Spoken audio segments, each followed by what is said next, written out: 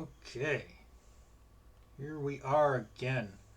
Welcome back, ladies and gentlemen. I am Mashiakasaurus, and joining me, as always on Mondays, is Meph, Hello. and we are today going to take a second look at Chaos 6010 AD. Oh, this thing. This great wretched thing. Um, so last time, as a quick recap, we covered the getting started sections. Went over kind of the basics of the rules, which taught us very little. In fact, combat wasn't explained at all, which you would think would be kind of a key part of the rules to a game that's largely about combat. Um, we also talked a little bit about Brandon Williams Rogue and how he likes to put his nickname in quotes after his name. This is one of the few times where he's credited as just Brandon Williams. Is the chapter quote for chapter 3. I do not know what you Pezzy human means. Um, he found it notable enough to put it in here. Make of that what you will. Also, I do want to point out. The way we candy out of our face. I do want to point out that the text here is single column, but it splits to double column after the first page. I don't know why he chose to do that either, but he did. And it will happen in almost every chapter. He's not consistent, so some chapters will be different, but and if you read this, there's some chaosisms in the description. I'm not going to read them verbatim, but just awkward, stilted language. I do want to point out that in his explanation of Rachel template subtitles, which I'm 90% sure he's using that word wrong because they're not subtitles. That word, it does not mean what you think it means. Yeah, exactly. He put customary. What he meant was customs. This is the description of the alien customs. He always puts customary there instead. So that's fun. But there is some nice stuff here. I actually unironically like the races in this game. We'll kind of go over it. There's some name generator tables for making up random names, which is cool. Um, Bunch of stuff about the racial abilities and their background and stuff. Race type, I don't get this. He's got it broken down so that there's 7 categories of races, and you can random roll them. But why would you ever need to do this with the way that it's set up? And hello, Heather. I noticed you came in, but I'm Hi, rambling already. Heather. Um, so he's got this broken down into humanoid races, which are basically humans, elves, and dwarves. Goblinoid races, which are the fantasy orcs and shit.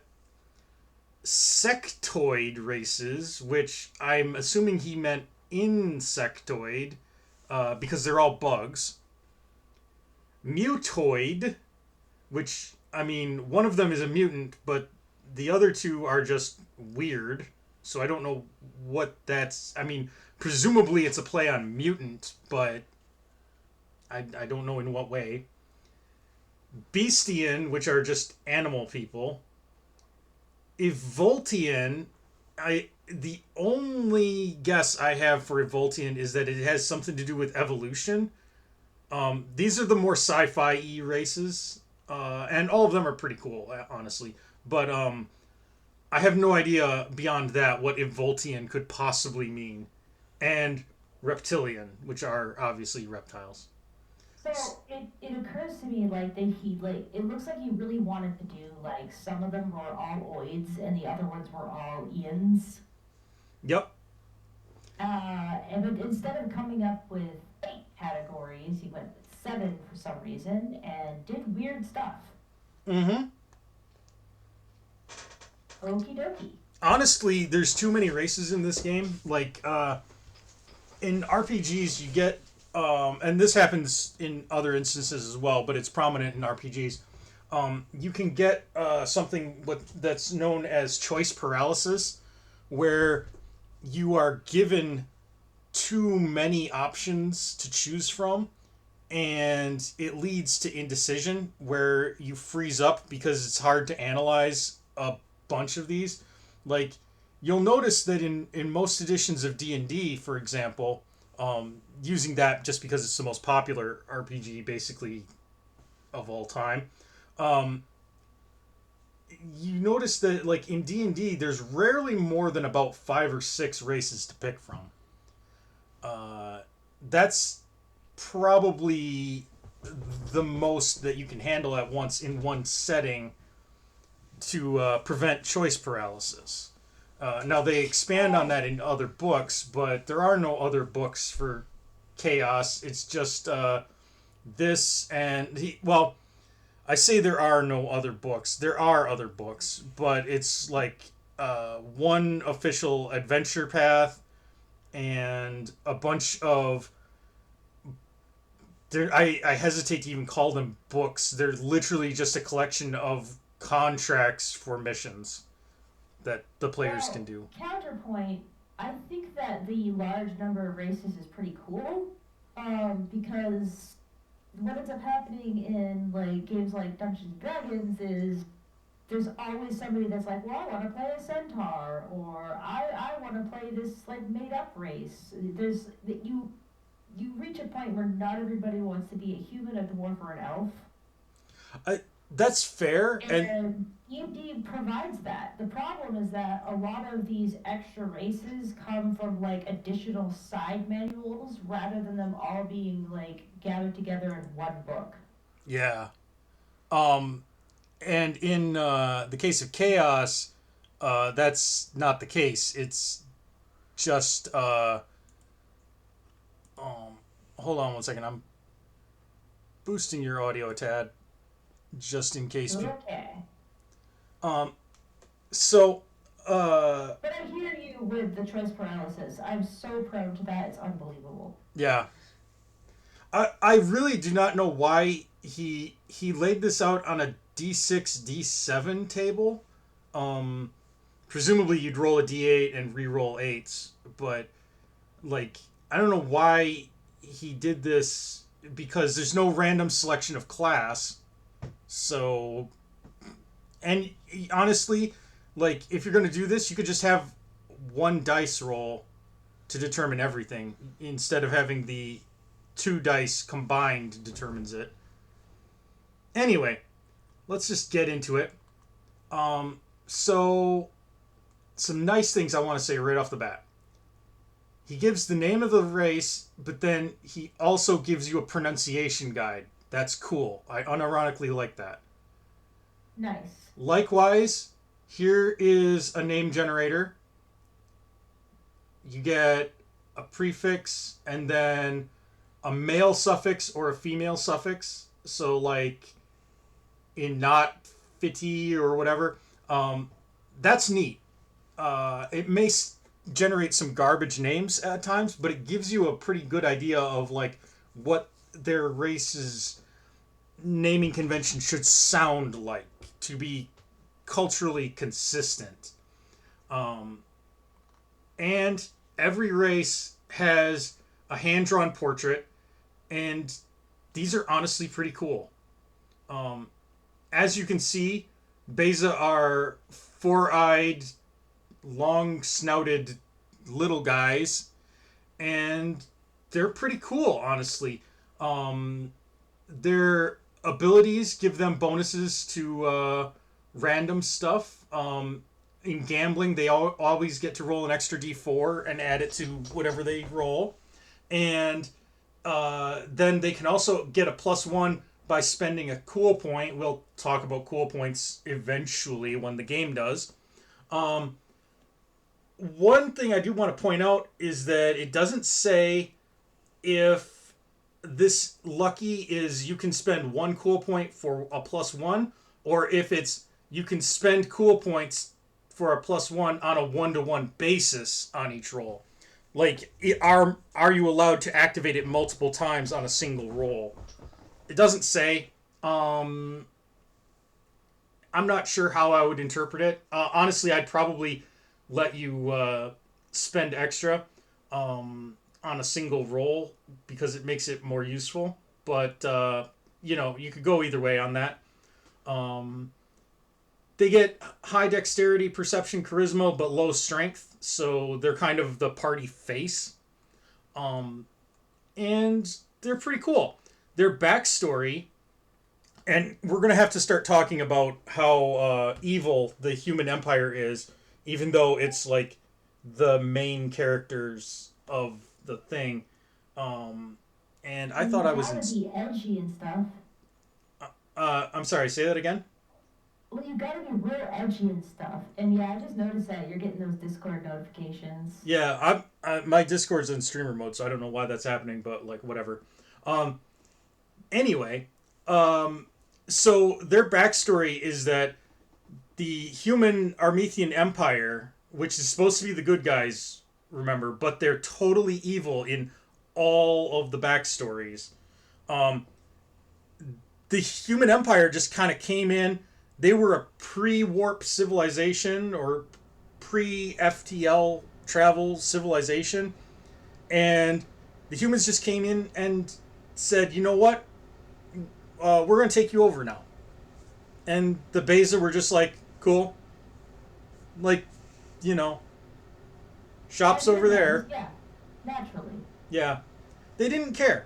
They just let them take over the planet. They didn't fight back. They were relatively primitive, or I should say, they had a lower level of technology. Um, but here's the catch: like, these guys are so good with finance and business and with uh, gambling that over the years they've kind of ingrained themselves into the economy of the entire empire. Like, they run basically every casino in the entire empire on every planet. They are Uh, involved in all of the banking industry. Like, these guys, I mean, who conquered who, really, is the question. Like, because these guys basically took over while letting the, humans pretend to be in charge. well, yes and no. Like, I'm gonna go ahead and just point out that there's some very obvious, like, potentially problematic parallels with, you know, There the are, mystery being kind of projected on this situation. It uh, would be irresponsible not to take note that, like, obviously there's some shenanigans, yeah, but the concept is very cool. yeah.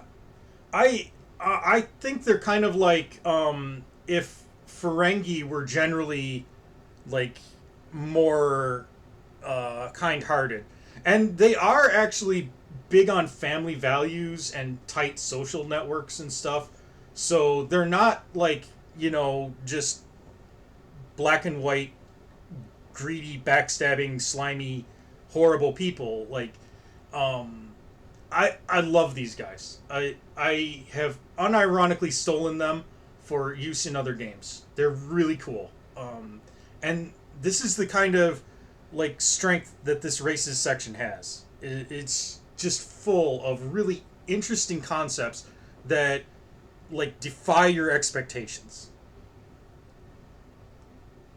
Here's our second one. Bog Kroll, aka Ogre.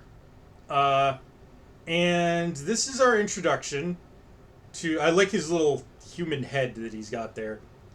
This is our introduction to the second trend in Chaos 6010 races, and that is to steal from fantasy literature and fantasy sources like verbatim. Uh, these guys are just straight up ogres from. Normal though. I'm sorry. I was gonna say that's normal though. That's kind of every game ever. I know, but like it just feels a little weird when you're stealing from a fantasy game and putting it into a science fiction game. It just comes off as kind of odd. The character name generator is a little interesting. Yeah. These guys have some interesting abilities too. Like throwing boulders and vending machines and other large objects at your enemy, and having basically a +10 to strength for the purposes of like determining how much equipment you can carry. Um, That's neat. yeah, they're pretty cool. Honestly, as far as the fantasy races go, these guys are the coolest. Um, their backstory is basically that the orgs, which are literally just space orcs, they discovered these guys on a planet where they had a very primitive civilization. Or, there I go saying primitive again. I should not say primitive because that's kind of a culturally. It does have an implication. Yeah. But anyway, they were. We try to be nice. They were a low technology race that lived basically a hunter-gatherer type tribal existence, and the orgs came in and were like, you know what, these guys remind us a lot of ourselves, and so they just kind of took them under their wing and made them part of their empire and brought them into space. They use them as muscle, obviously, which is dumb because in space you don't need muscle, you need guns. But there's also like some actual kingship there. So it's kind of neat. I like their backstory. I find them to be a little bit bland, but like compared to some of the ones that are coming up, these guys are cool.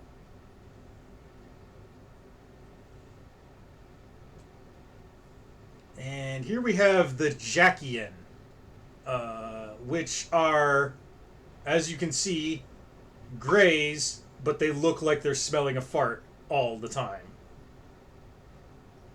Like, he is so... Yeah, that's pretty spot on. Yeah, he's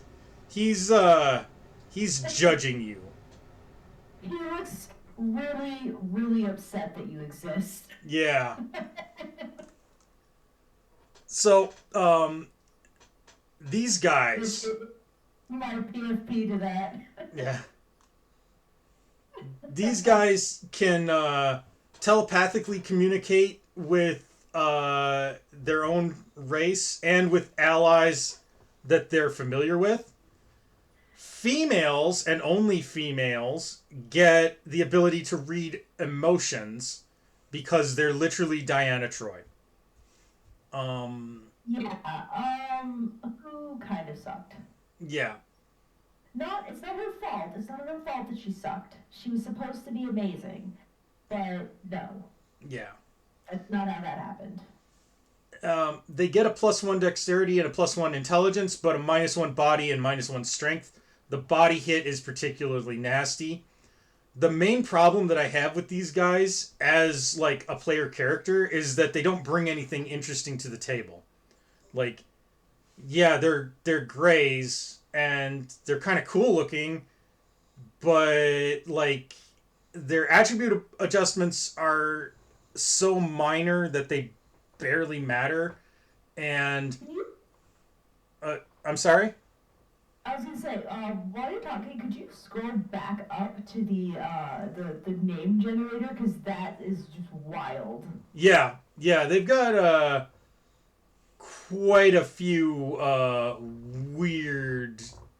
I read the suffix Qualinkstock.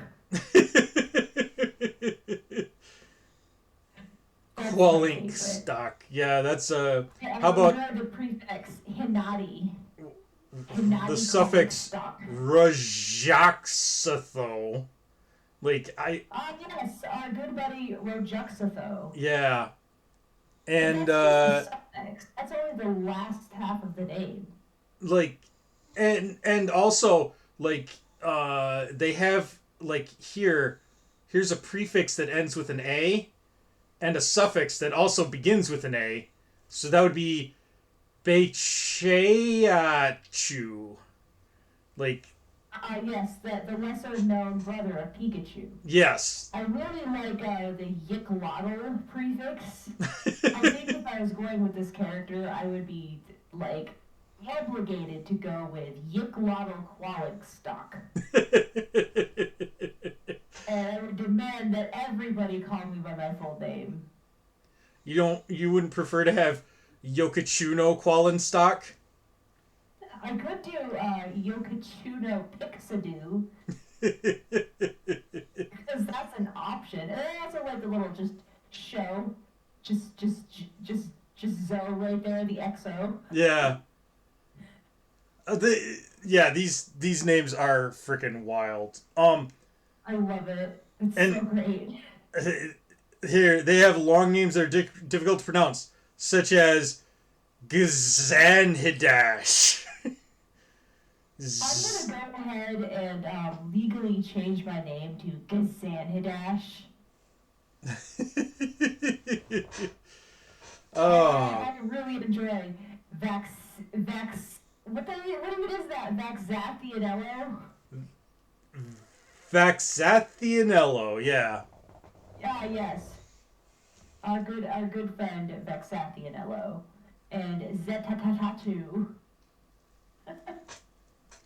Um, as far as their backstory goes, they're kind of cool because these guys had an apocalyptic event happen on their planet that basically destroyed the surface. It's all like irradiated storms and shit, and so they live underground in like pyramid structures.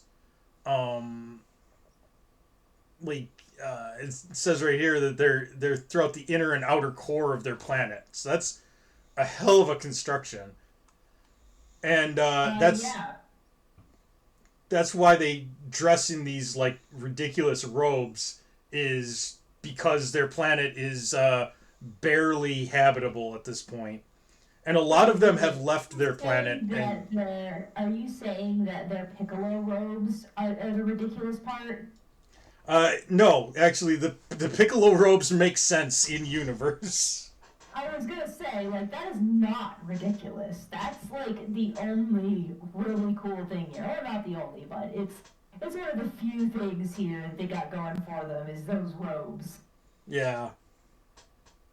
So the reason that these guys joined the Empire, so basically humans came by with a starship that was in need of repair, and they asked them, "Hey, can we please like land here and do repairs?" And these guys foolishly said yes, and so a special task force swarmed out of the ship and conquered the planet, like because these guys were nice. It's quite a backstory. Like all of the races that like have joined, in like that joined with the Armethian Empire, like they all have backstories like this. It's bizarre.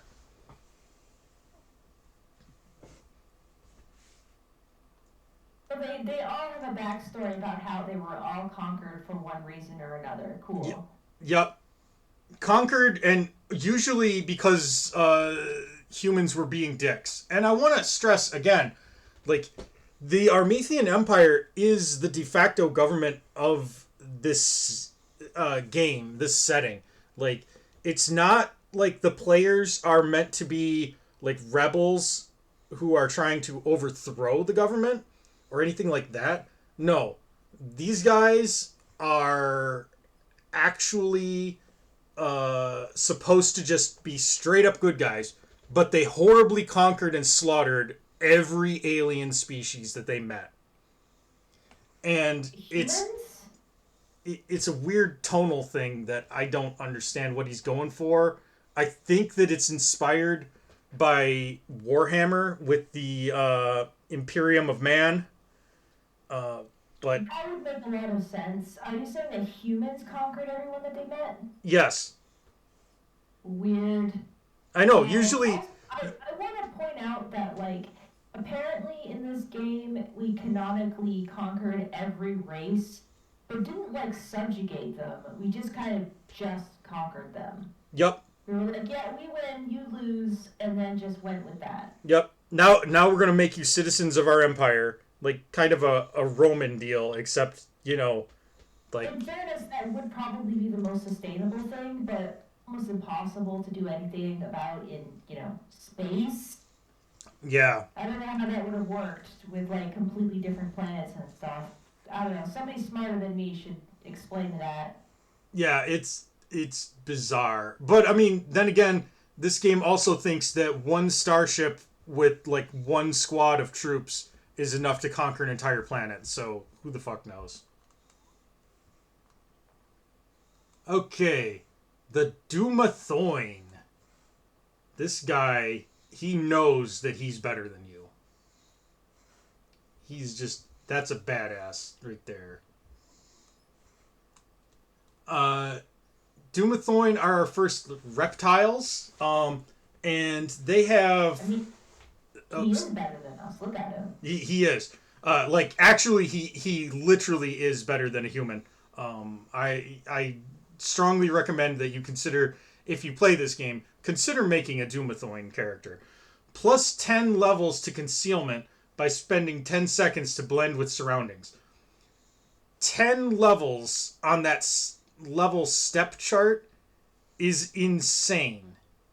That's going to bump you, if I may find that chart again.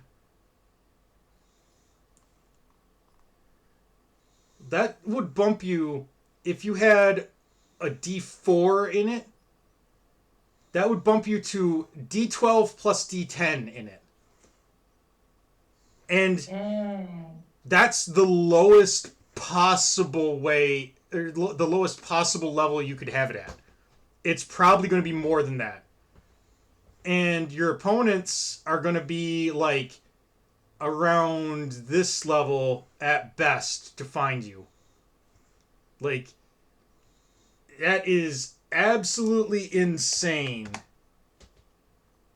That might as well just say if they have 10 seconds to blend in with their surroundings, they become invisible because they practically do. Yeah, basically. And plus 5 levels to climbing, which has the same issue where a level, like more than one level to a skill, is huge in this game, and he just kind of throws them out like candy. So this might as well say you don't fail at climbing when you climb. You have 10 fire resistance, which is good at low level, but completely irrelevant at high level, because at high level, you're going to be taking like hundreds of points of damage, and then you're just going to subtract 10 from it. Plus 2 perception, plus 1 intelligence, minus 2 willpower, and that's basically all they get.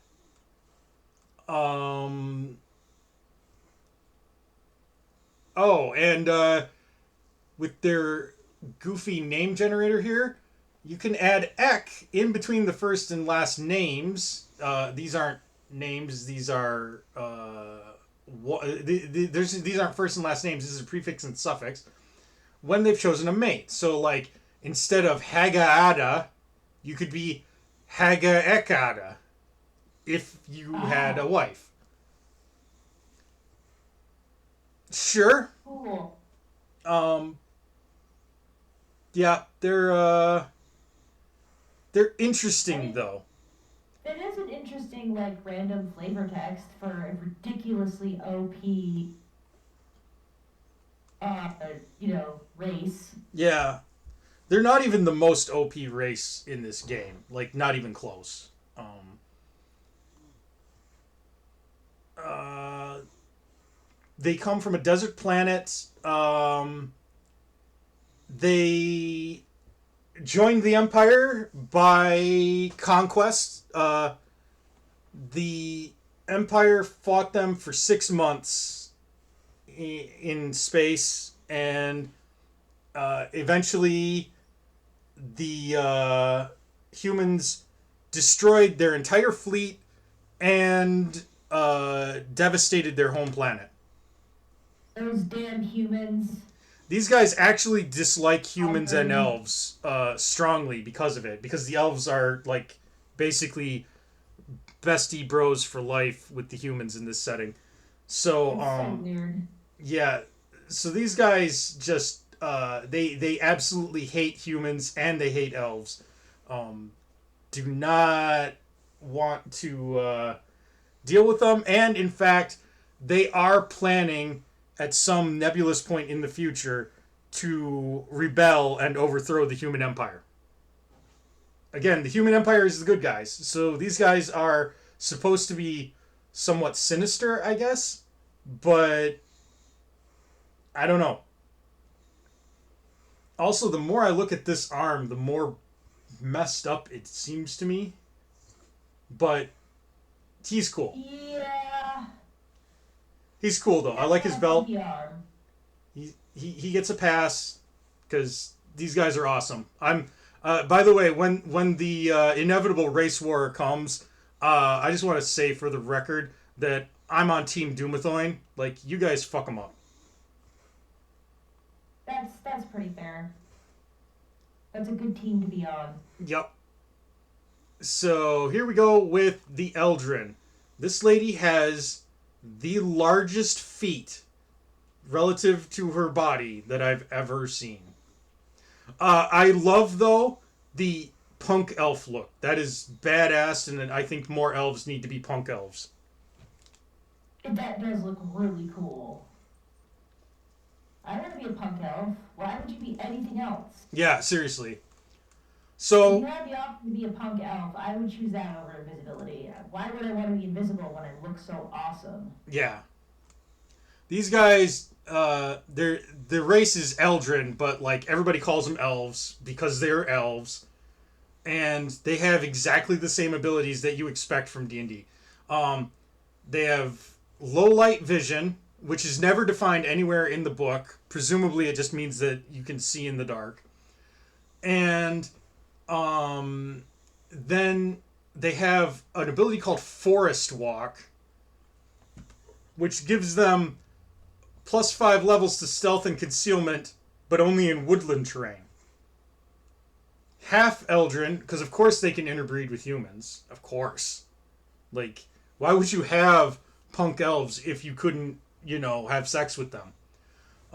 Exactly. Like, but you've got to have, like, the prettiest, coolest looking race be available for, intercourse. Exactly. These guys have City Walk, which gives you the bonus in urban terrain.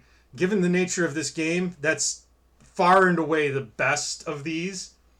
And then the Shadowlin, which are basically the Drow, they get cavernous terrain. They get that bonus. We've already discussed how +5 levels basically means you're untouchable. I think that the Shadowlin, he actually gave them a...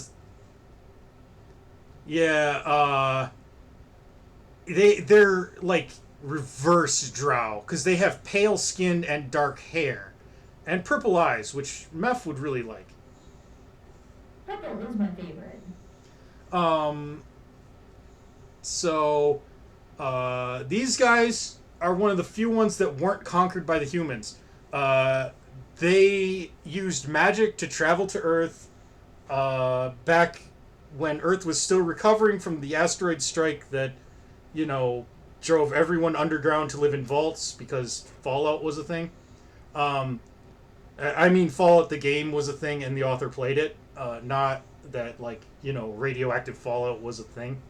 Uh, anyway, the elves used magic and magic portals to come to the Earth and instantly became best bros for life with the humans, and they're the best at everything all the time, and everybody loves them. And hey, they even get a +2 to physical beauty, that attribute that nobody actually uses, and it's not referenced by any rules in the game. These guys kind Yeah. of like I like the punk elf look. That's really cool. But these guys kind of suck as far as like a race. There's just no It's creativity it's in them. almost like they're a self-insertion fetish race. Yeah, it really I mean like put a little effort into your self insertion fetish stuff, guys. Like, at least make them, I don't know, really good at acrobatics or something. Like give them something to go with that makes them cool other than I'm the prettiest. Yeah, and make them different than this stuff. Don't just make them able to just become invisible at will.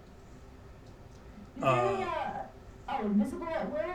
That's nonsense. Whatever. There's already a race that can do that. Uh, what do they got for names? Are they like standard Tolkien Elvish names?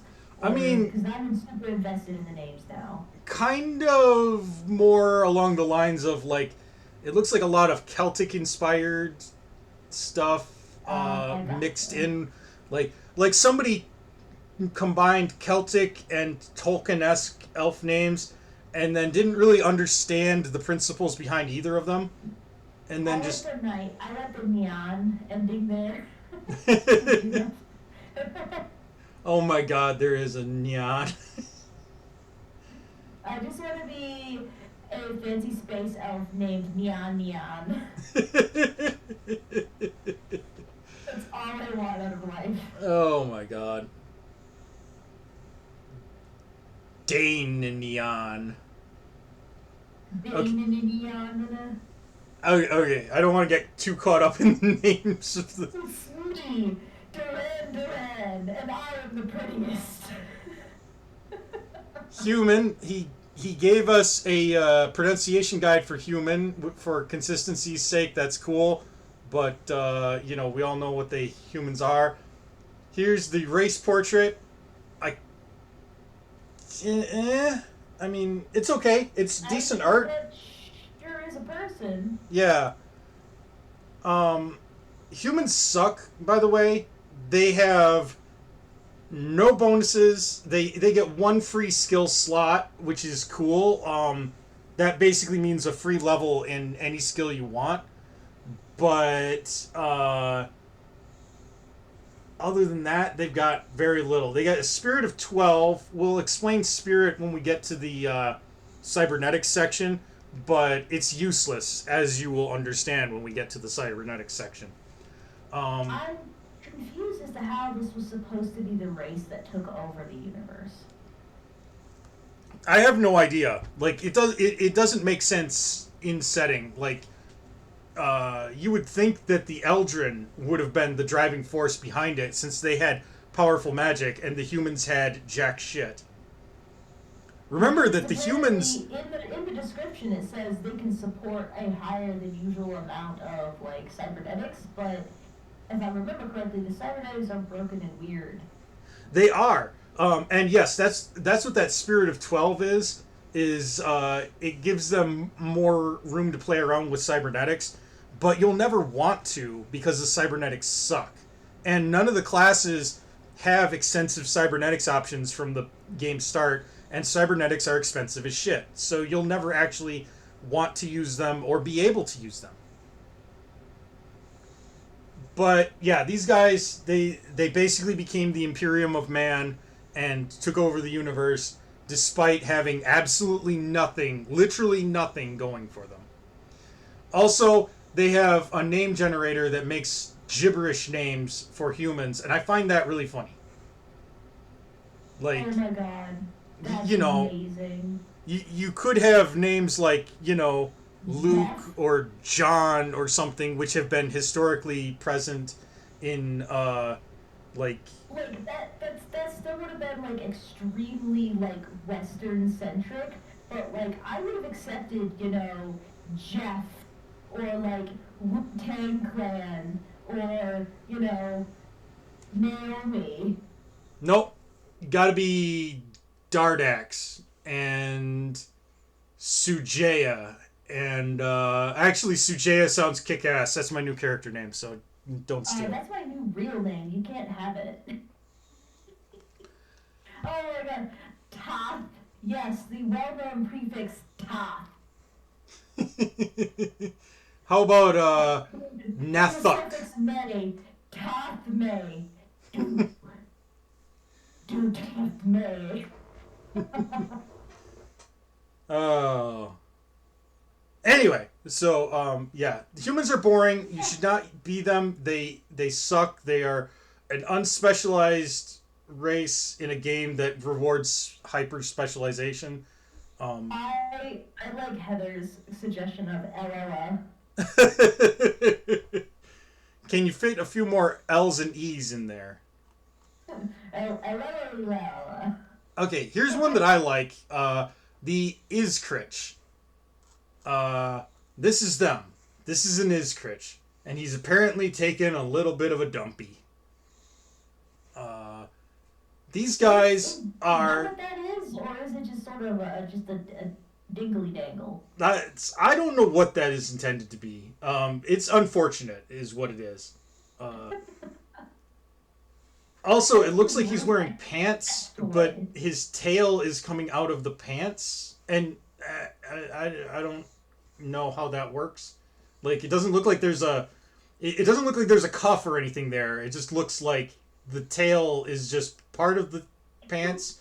But Okay, I can figure out how those pants would work though. I mean, like they would be pants, and then at a certain point, they drop down really low, and then like tie up someplace not seen above the tail. yeah, I know. I'm making fun of the art a little bit, which I'm allowed to do. That said, I uh, like his teeth beard. I really like these guys. They're like kangaroo xenomorph scorpions, and that's just a kick-ass combination. Uh, this looks like if a xenomorph impregnated a farmer, and no, I won't elaborate. Thank you, Heather. Oh, I really enjoyed his teeth beard. yeah. Those are supposed to be The tongues. the I'm worm 90% he's got going certain. on in his lower jaw is really inspiring. Yeah, I'm pretty sure those are tongues. Oh God.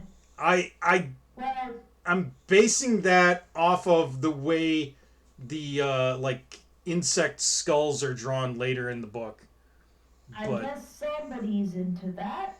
yeah. They're kind of short too, like 4 to 5 feet tall. So Why they're are their short. names more human than the human names? Yeah.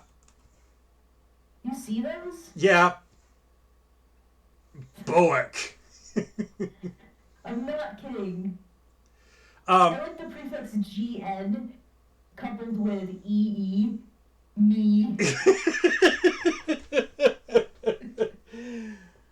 I am the fearsome warrior Knee. As Oh God, that guy really messed me up. What was his name? I'd rather not say. his name was Knee, but not spelled the way you think it is. Um, as far as abilities go, these guys are amazing. Um, they have Great Leap, which means that they can jump their maximum up to their maximum movement with a dexterity check. No difficulty is given for what this check is, so I guess just make it up. And they just can jump their full movement forward, which is higher than human, 4 inches. So that's like, if I remember correctly, each inch is like 5 feet. So 4 inches would be 20 feet, as opposed to humans 15. I might have that. It might be 10 feet instead of 5. Either way, they're faster than humans by about 25%. Um, or sorry, 33%. Well, I mean, the way humans are in this, universe, I feel like I'm 25% faster than them. That's true. They have an exoskeleton which gives them a toughness of 1. That means that they automatically subtract 1 from every damage they take forever. And you can get toughness, but it's usually high level or requires heavy armor, and they just get it automatically. That's pretty cool, even if it doesn't do a whole lot. And my favorite, Poison Tail. If you hit with it, it does 2d6 damage. Plus, the target has to make a body save. Remember those saves that are really hard to make, where even if you had like maximum attributes, you would only have like a 25% chance of saving? Yeah, do that or take an extra 2d6 damage per round. Well, it doesn't say per round. 2d6 damage for 2d6 rounds. I'm assuming that that means you take 2d6 poison damage a round for 2d6 rounds. You could argue that you take 2d6 damage total spread out over 2d6 rounds, which would be less amazing, but still broken as hell. Basically, there's a very good chance that if you hit with this, you're doing 4d6 damage over time, when most attacks are doing around like 2 or 3d6. And you can mix this in and then leap away with your actions. So, yeah. So, Yeah. tail stab, jump away, and then shoot in the face? Yep. Cool. These guys are a hive mind. Player character Iskritch are assumed to be of the rare, like, independent ones that are not part of the hive. Um, they were going to invade known space, and then the Lucar destroyed them with a planetary biochemical attack. We haven't talked about the Lucar, but the Lucar are basically a godlike alien species that can control time and space. And if they decide that they don't want you to exist because you're too big of a threat to the galaxy, then you're just not going to exist because you're too big of a threat. So yeah, they wiped out the entire population in a day. So That's mean. the race is now all refugees and stuff from their militant days of attempting to conquer the universe.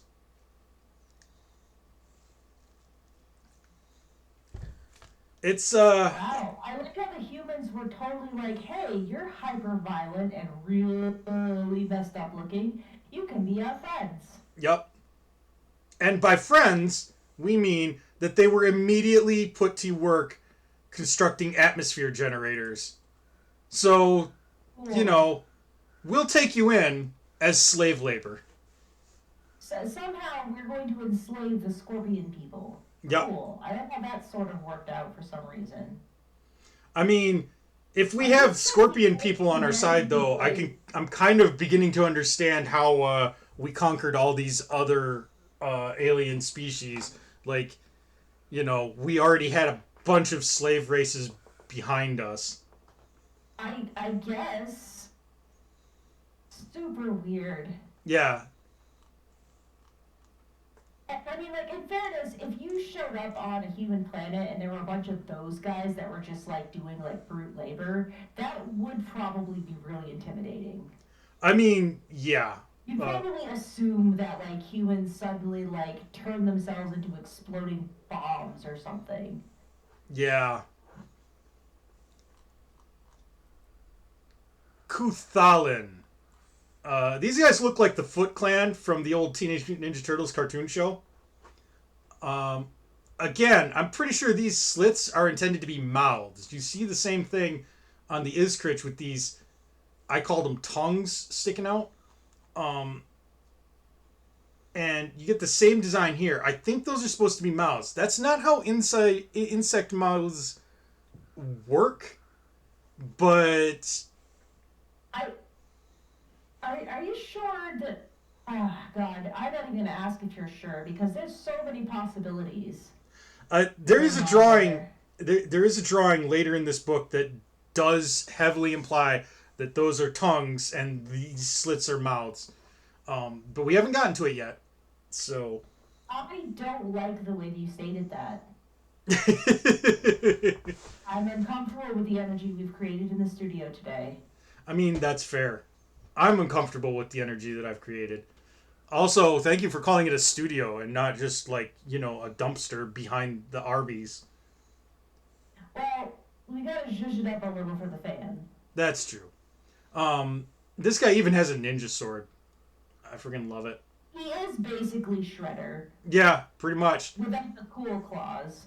So these guys are kind of like the evil insects. They have a large empire of their own that is like outside of Armethian space called the Kuthalan Borders, and they are basically a warrior species. They have thermal vision, which again not defined anywhere, but I guess it just means that they can see in infrared, so they can see heat signatures and stuff.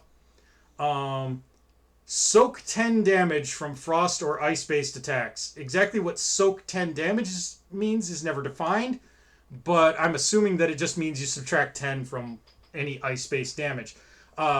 Worth noting is that there are no stock weapons and very few spells that do ice based damage. So that ability is mostly useless. They do have a toughness of 1, though. +1 dexterity, body, and perception, -2 charisma. That's a fair trade for a warrior type character. Slightly lower spirit, which doesn't mean anything because it only applies to cybernetics, and cybernetics suck. And +1 stealth and concealment. These guys are pretty decent. They're not as overpowered as the Iskritch, but they're pretty decent. And like I said, they're all like militant. They've fought wars with the humans off and on for many, many years. They have not been able to win. Their main fleet was broken and stuff, but then they created the Kuthalan Borders, yada yada. They have basically outlaw space wrapped up as their own. Alright. So if they're in control of outlaw space, how is it truly like outlaw space? I'm just using Is outlaw it space just as Kuthalan space? yeah, like I'm just using it as just kind of a vague description of to give you an idea of like what that kind of space is like. Lawless and with lots of pirates, no centralized government. Gotcha. I enjoy the like his like chunky leg. Yes, his one chunky leg. Yes. I like the idea that the hidden leg is actually somehow really spindly. He has like one chunky leg and one like spaghetti noodle leg. I like his cyborg arm. Like not ironically, I think that that's just really cool. It is pretty cool. I do want to know why he's wearing like ski boots though. The Mentep, aka Catlings. You gotta have a kitty cat race. Yep. So yeah, we've got cat girls confirmed. His Jeet has wares if you have coin. Yep. These guys are pretty cool though, honestly. Like as far as abilities go, low light vision, they can jump as far as their max movement. They have claws that do 2d6 damage, +5 levels when climbing, which again means they basically just don't fail to climb. +1 dexterity, +1 perception, -2 charisma, +2 to stealth, +2 to charisma, and higher movement. I do not believe that they would have -2 charisma. Not even close. Yeah, I know silly. I think the idea is Humans because were these really good guys, at cat people and be like, "You're my new best friend." I think the idea is because these guys are super secretive. They are all about secrets.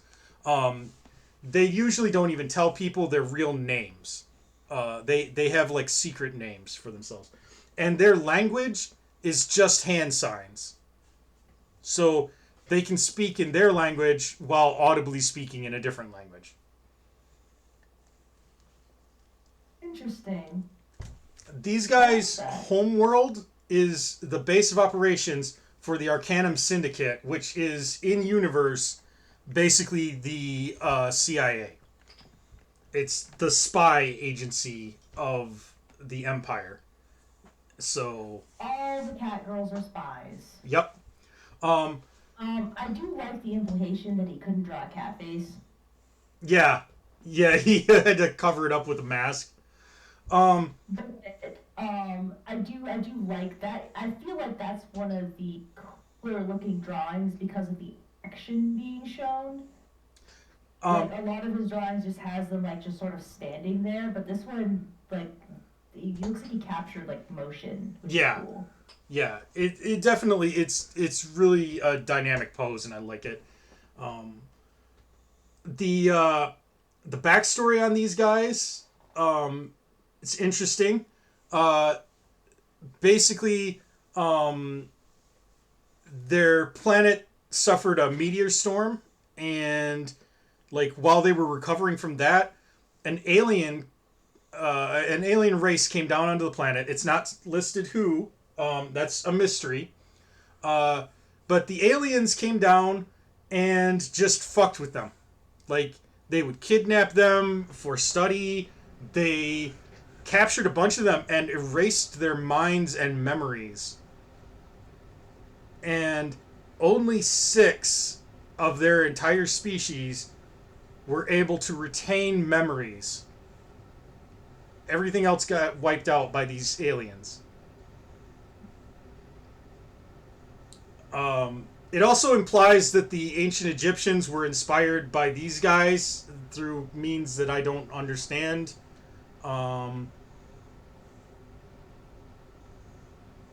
and as is usually the case, they were forced to sign a treaty with the Imperials because their planet had been devastated by both asteroids and an alien occupying force.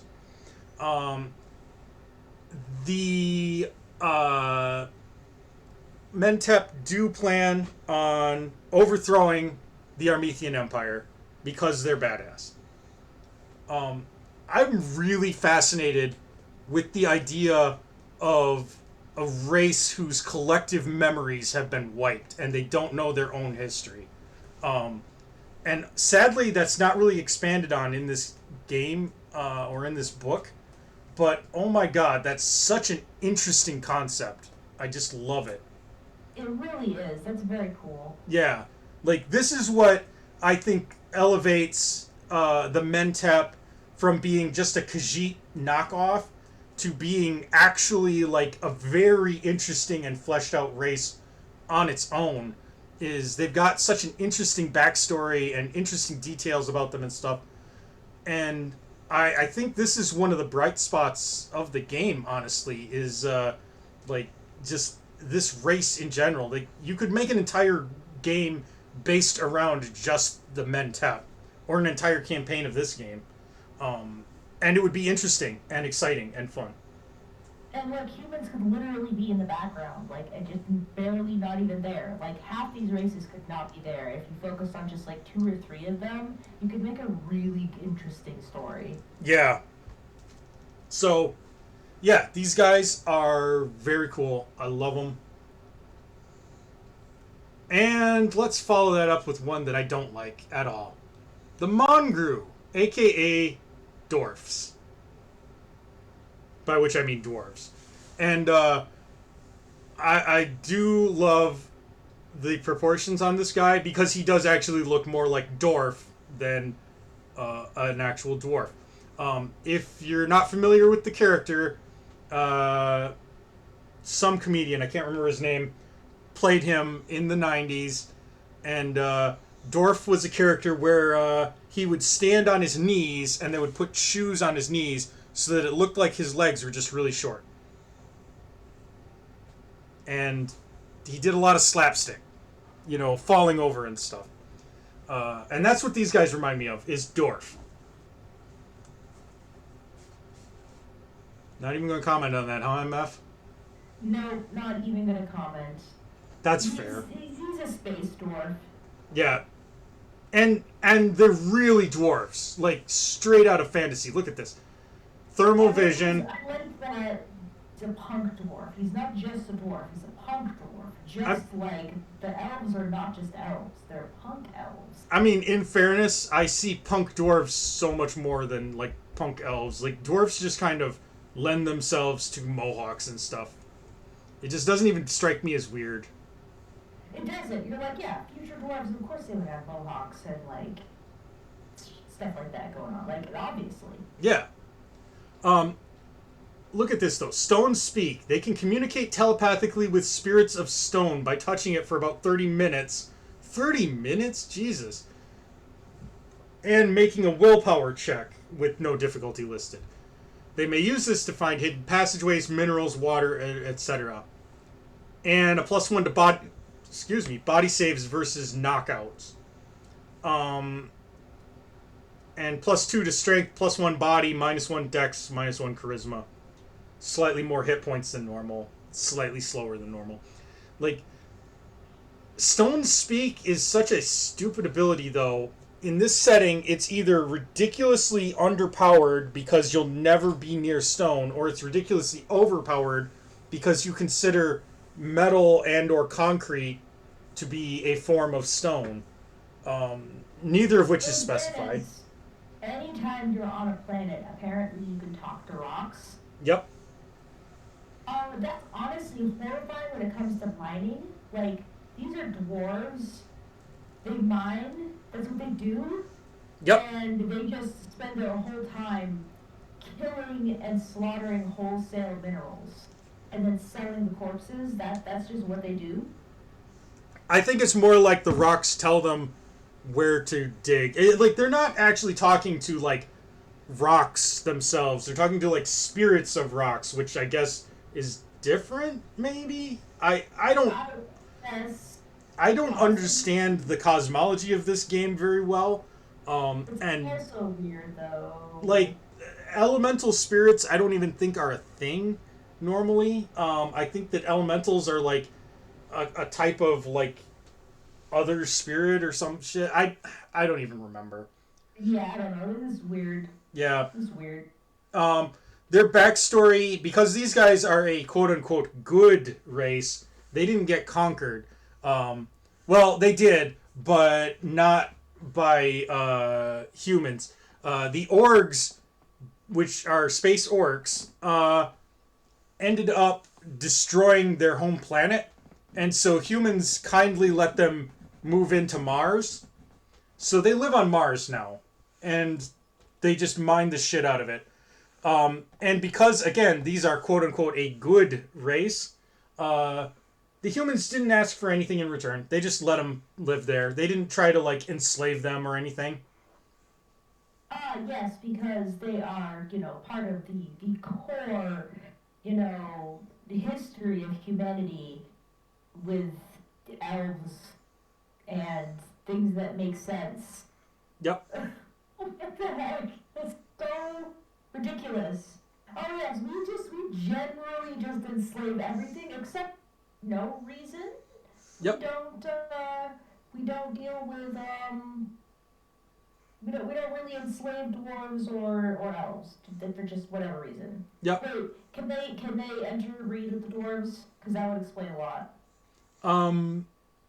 I don't think so. Okay. Alright, because, that would make more sense if they at least had some consistency with, okay, so the people that you can sleep with and make babies with are the ones that are actually real people. Yeah.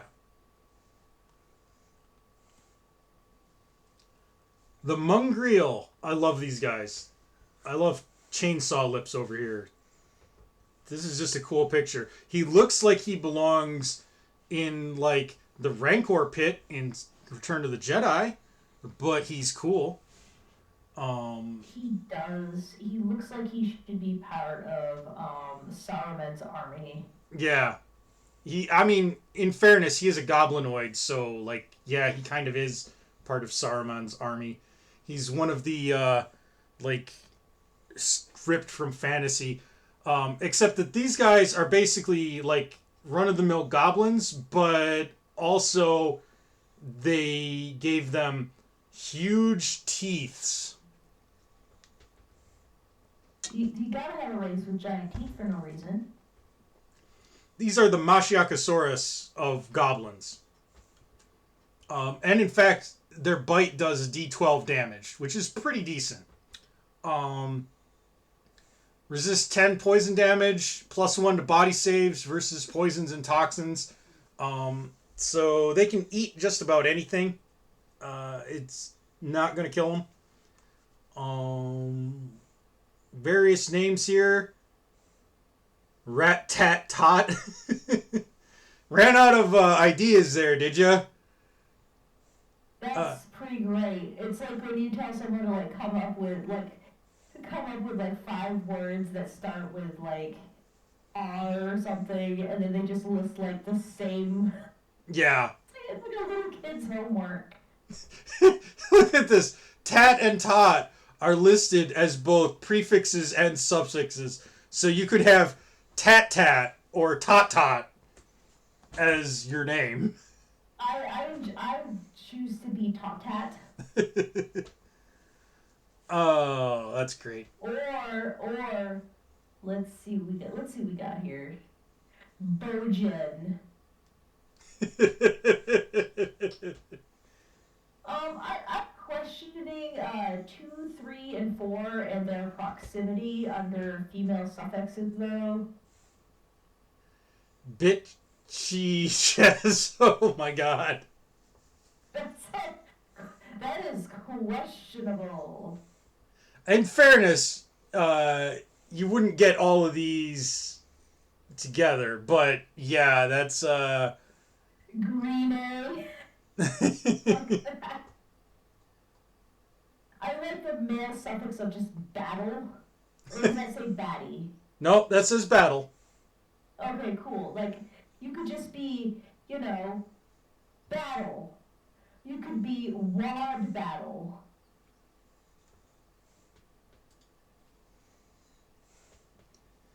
Oh god. Sit gel. So these guys were picked up by the orgs and enslaved by them, and then some Armethian ships captured some org ships, and they had Mungriel on them, and now the Mungriel are in Armethian space as well. Basically, these guys are the absolute perfect minion. They are extremely eager to help you out. They love doing low grade, like, schlub work. They don't care. They just want to be a part of the winning team. And they Isn't that breed. convenient? They breed super fast and are able to survive in just about any condition that you could find in space. So they're nigh unkillable and want to spread to every planet they can and will do anything you tell them to so long as you just tolerate their existence.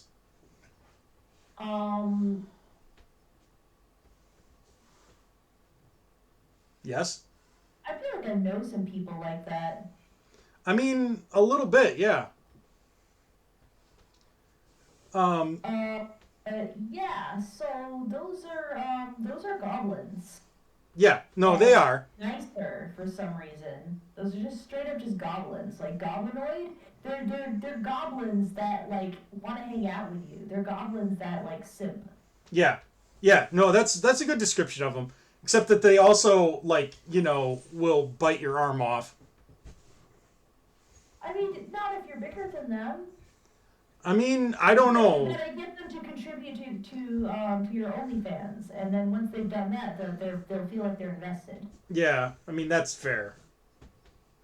Honestly, though, I like these guys. Just the fact that they like because it's their perspective of things is that like when they're down there scrubbing toilets and sweeping floors and shit like that, their perspective on it is they're doing essential work that these other races are think that they're too good to do. These guys keep all the wheels of society greased. They keep everything running. They're doing the shit jobs that nobody else will do because everybody else thinks that they're too good for it. And meanwhile, these guys just plug away at it and they let everybody else think that they're in charge. But society will collapse in an hour if these guys choose not to do their jobs. So they run things. And there's more of them than there are of you. There's, they just breed like rabbits. So, if push comes to shove, who's actually in charge? Who's going to actually win in a fight? Like, It seems pretty weird that like humanity is supposed to be the conquerors. Like it's just so weird. it is. It's a Canonically, humans are somehow in charge of everything except not really. yeah. And again, like you got to remember too that the human government in this setting is a theocracy and they follow the path of light. So they're ostensibly good guys. They're supposed to believe in like truth and justice and honesty and blah blah blah blah blah, but also they just regularly commit atrocities. And I don't know how to like square those two facts. Like it just it's confusing to me. I don't understand cuz like I mean, you'd expect that this is some kind of like, well, look at what religious fundamentalism is like kind of situation where you're supposed to oppose the work of the empire, but the path of light is portrayed as correct and good and honest, and like that's where all the heroes end up. Like, I don't know. It hurts my brain to think about. These guys are cool though. I like the Mungriel, and I've used them in a couple of games outside of this setting because I like them that much. They're pretty cool to be fair. Yeah. So here we go with the mutant, and this is the only race that doesn't get a portrait because presumably mutants look kind of like humans. This is just blatantly ripped off from Heroes Unlimited from Palladium games. And if you're not familiar with Palladium stuff, like Palladium stuff is not something that I would emulate. But basically, these guys are mutated humans, and so they roll randomly for abilities. These abilities are insane. Like, you could just get aquatic. You can breathe underwater, and you can get swimming at 5 levels of swimming for free, which nobody cares because no campaign ever in the history of anything has been set in an underwater society. So your ability to swim will never come up. this isn't Mario. There's not going to be a water level. Yeah, exactly. But then again, you could end up with teleporter. A water level. You can just teleport as one action anywhere that you can see. Tetrabrachian. You get 2 additional arms, which gives you 2 additional attacks per round. And That's plus not 4 to your strength. insane. Yep. Mimic. You can change your appearance to be that of any other creature you can see.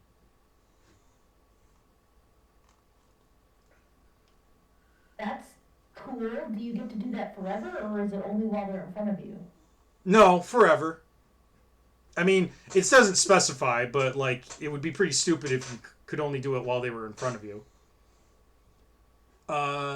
Psionic. Here's a good one. You get a certain mental power to control psychokinetic energy. The GM creates the mechanics. Thanks, game. I paid for this game so that the game could tell me what the rules are, not so that I could tell the game what the rules are.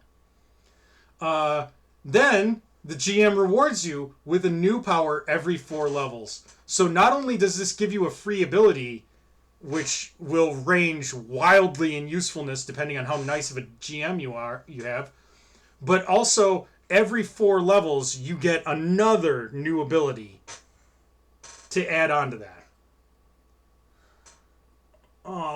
Like most of these are just absolutely insane. And Mystic GM/player creates or chooses. Like, you just had to throw in it's random. Like, anyway, so yeah, these guys are absolutely insane. I strongly recommend that you do not allow these in your home game if you are playing this. All 2 of you who know about this game, it's broken as hell.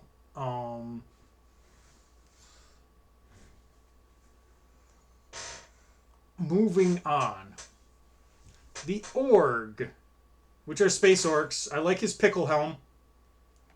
He's cool. He's an urban goblin, which is unfortunate implications. Won't be the. Yeah, this is one of those ones that's really it's fucked up. Yep, it is. And here is speaking of fucked up. Let's look at their ability. Berserk. If hit in combat, a willpower check must be made to suppress anger. Target number equals 2 damage. If failed, the orc gains +1 to hit with any unarmed or melee attack for 1d4 rounds. So if you succeed, nothing happens, but if you fail, you get a bonus. Why would you ever want to pass that? Oh yeah, I quote unquote failed. Yeah, like that's so monumentally backwards. Like I've never seen before a mechanic where the player is rewarded for failing a check and punished for succeeding. +1 strength, -1 charisma. They do have thermal vision, so but they're orcs. They're just space orcs. They're barbarians. They just have like baby rage. Yep. I like the possibility of getting the name Boo.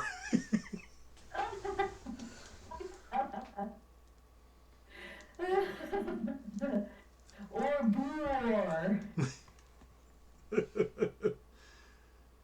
I was saying Boo earns. I wonder if you can stack prefixes. Like, can you be Nar?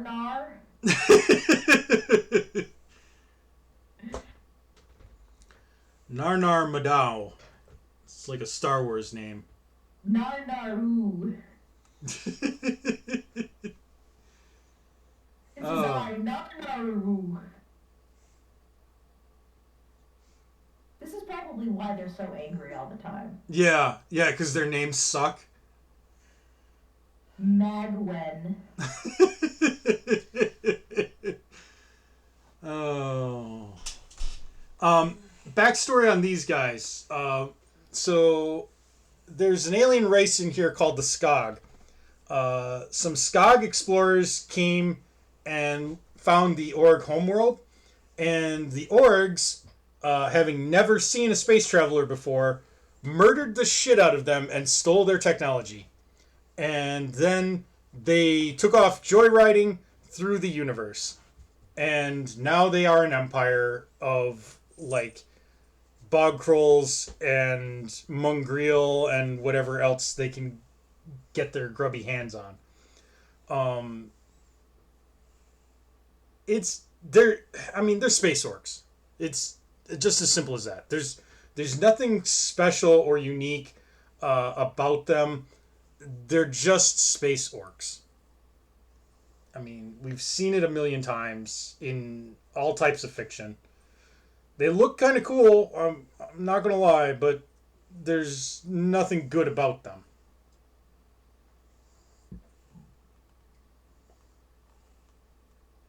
And on to one of the coolest races, the Revenant. He puts in here that it's supposed to be pronounced Revenant, but that is not how you pronounce Revenant. Uh, Yeah, I mean, like, you kind of pronounce revenant like that if you have an accent, uh, but that's not how it's supposed to be pronounced. yeah, no, it's French and it's supposed to be pronounced Revenant, I think. He does look like General Grievous He does. The the with Revenant muscle race arms. is a race of undead cyborgs. And that's awesome. And I love it. They got really stupid names, though. AB003. Like, why did you even have to put in, like, just say that their suffix is just a serial number? Anyway, um, their vision is sensors, not sneak attacked from melee range, which I guess just means that they can't be snuck up on, but otherwise they have normal vision. Um, I would think that sensors would be more useful than that, but like whatever.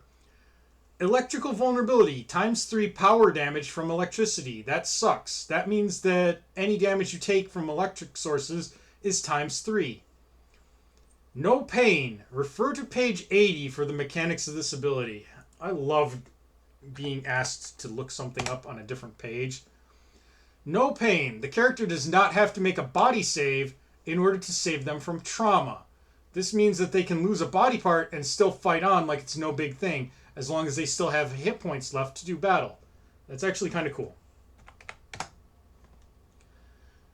Half damage from radiation, plus 3 to body save rolls. There's no rules for radiation in this game, so that's kind of useless. They do not need to sleep. They just use 2 hours to recharge after every 48 hours. Plus 2 to strength, body, and perception. Minus 3 to willpower and charisma. They get D10 plus body for hit points. Most races are D6 plus body, so that's a lot. Plus 2 to first aid skill. Spirit of 20. Humans got 12, and they made a big deal out of that, but they don't mention anything about Revenants getting a Spirit of 20. So these guys are made to be great cyborgs. The problem is, cybernetics suck, and because of the way this is worded, this right here stacks with the already existing penalty to damage bonus that cyborgs take from electrical attacks. So instead of being like, this is meant to represent that they are cyborgs, it instead becomes this stacks onto and makes them terrible cyborgs. It really kind of sucks. But they are really freaking cool. What happens is they have within them the knowledge of how to create new revenants. If they find a body that's in relatively good condition, then they can just go ahead and convert it into a new revenant. Like, all of them have this ability innately. They don't understand it themselves. They just know that they can do it.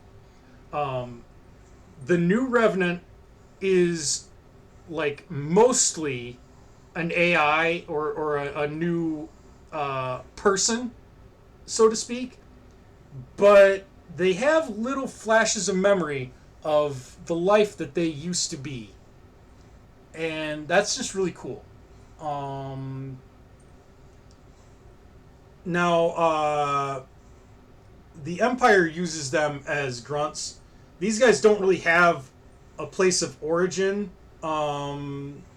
They just kind of showed up one day in the galaxy. Nobody knows who created the first one or why, and they just kind of do what they do. Um, the Empire uses them basically as grunts for really dangerous assignments where a living body would be, you know, in danger.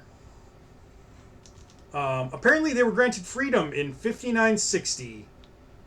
Yay.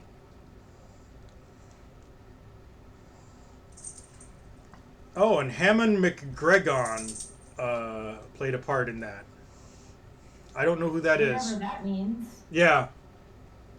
It's one of those things where Chaos just kind of drops setting details that are completely and utterly irrelevant and acts like it's a big deal. These guys are incredibly cool, though. Undead Cyborg. Like, that's just such a badass concept. I love them. Absolutely love them.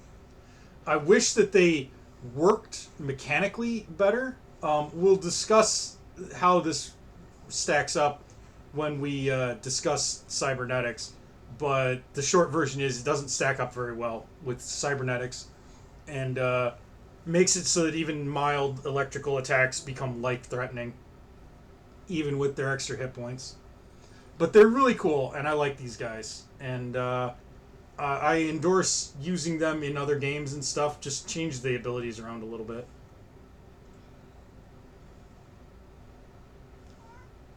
The Rosidi. Love the hair. Um, I don't know what it's meant to evoke, but you do you. Um, and that is hair, by the way. This is all hair coming off this guy. Um, Hair is a big thing for the Rosidi. They love having extremely elaborate and wild hairdos. Also, your right foot here, or your left foot, is higher than your other one, making it look like this one's a little shorter. Don't know why. Yeah, he's got kind of a funky leg. Yeah. They get mental resistance +1. That means +1 to defend against mental attacks, or one damage is reduced damage from mental attacks by 1, or something like that. I don't remember, and it's irrelevant anyway, because you know, it's not going to come up very much. Empathic. Burn 1 cool point to add d6 to charisma before attempting checks or skills based off of charisma. So you can spend a point to get a bonus for anything charisma based. Obviously, these guys are good at being party face, +2 negotiation, -1 strength, but +1 willpower and charisma. And once again, the name Boo comes knocking. I don't see a lot of good names from here. his name needs to be Partey. Partey. Yeah, that's You can't get Partey, but you can get Why couldn't you get Partey? you can get Darvey. I like Wubo. How about Soiree? The prefix Wubo. You can get that, I'm sure. You could get Mogu. Wubo Hinata. Oh, Dago. Dago. Oh, these are some This is my names. friend Cho Udar. I could go for a Cho Udar sandwich right about now. These do sound like sandwich names. They're basically, these guys are distant cousins of the Jackians, and these guys are all about interstellar diplomacy and stuff. They're not actually a member of the Armethian Empire officially. They are their own thing. They have their own empire, and they are engaged in a war against the Kuthalans. At this point, I just want to take a small tangent here. So, you basically have two conflicts going on simultaneously in this game. You have the humans versus the orgs, and then you have the Kuthalans versus the Rosidi.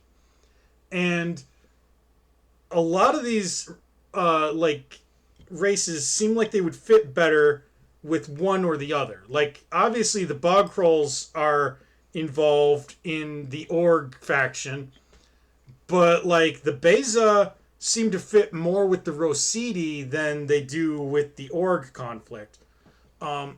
I feel like you could easily have split this out into at least two different settings. One being like the core book being dedicated to the human versus Org conflict, and then just have an expansion themed around space and introduce the Rosidi versus Kuthalan conflict. And I think that you would have had better use of your space, and you could have made a more focused product that kind of cut down on all the different options available and stuff. And also, you would have another book to sell.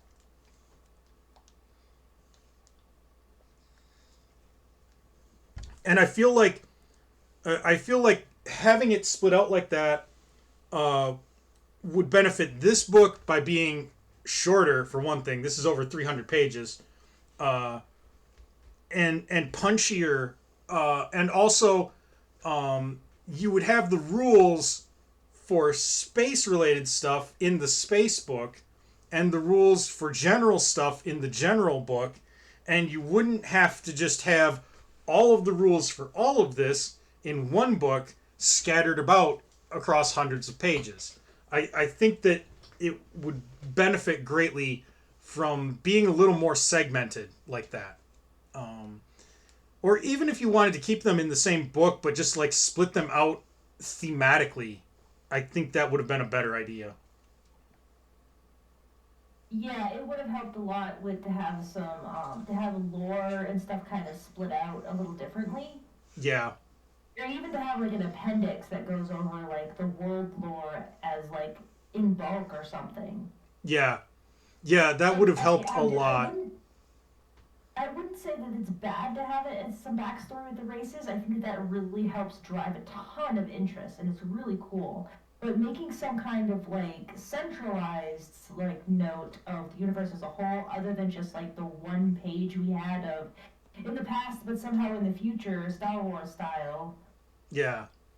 Would And have been cool. You know, and I agree with you. Don't take out the backstory on these races, because it's good. Like, a lot of times it's the backstory that elevates a race from kind of ho hum to being, this is actually really neat and I want to use this in my games. The backstory is fantastic, but have a more have a centralized place where you can look it up to see how all of these different factions and stuff relate to each other. That would help a lot with the organization.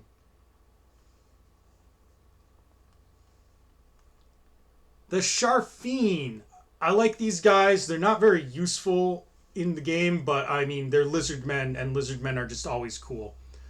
They're literal lizard men, though, like straight out of D&D. Low light vision. They can breathe underwater. There's a sub-race called the Mulfeen that is basically the desert variant. The desert ones can burrow under sand to sleep or ambush, whatever that means. Toughness of 1, which is good. Oh, what that means? It means they can take a dirt nap, or they can take you for a dirt nap. Oh, okay, that makes sense, actually. That's clever. Forest Walk, we've discussed this before. It basically makes them invisible. They've got slightly better unarmed combat damage, slightly better hit points, +3 to strength, +1 to body, -1 intelligence, -2 charisma. They're not bad. They're pretty primitive. Again, I'm saying primitive because it's been ingrained into me over the course of decades. But it's not primitive. It's just technologically less advanced. Or not even less advanced, just less technologically sophisticated, I guess. They don't have computers. Lucky bastards. They come from a planet that's mostly like forest and swamp, and there's a few small scattered desert areas. It says here that about 25% of the surface is desert. The rest is mostly swamp and forest. And these guys were discovered, and they tried to fight back, but, it was an Ewoks versus the Empire situation, except it ended the way that you would expect an Ewoks versus Empire situation to end, and not the way the Ewoks versus Empire situation actually ended. So they put up a little bit of a struggle, but in the end they lost badly and were conquered. Since then, they've kind of gotten used to high-tech stuff, but they still have a fondness for their traditional weapons and armor and gear and stuff, especially wrist-mounted weaponry. They're very big on wrist-mounted stuff. I love the very ineffective wrist-mounted fork. Yes. I mean, you gotta be able to open your beers with, and Heather says, you could have a beer with this guy. 10 beers at once with that. Yeah. He is pretty chill looking, though. Like, these guys are cool. I like lizard men in general.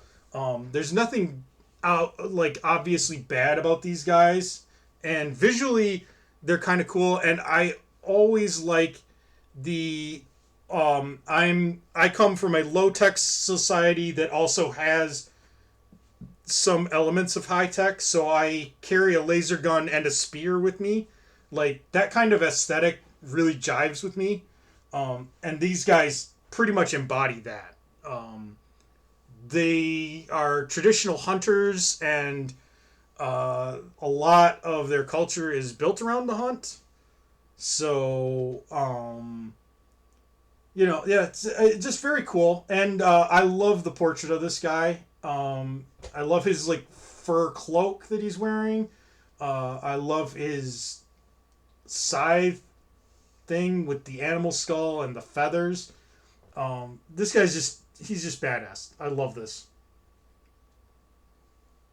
He's definitely a dragonborn with Yeah. a really big foot. For sure. These very cool.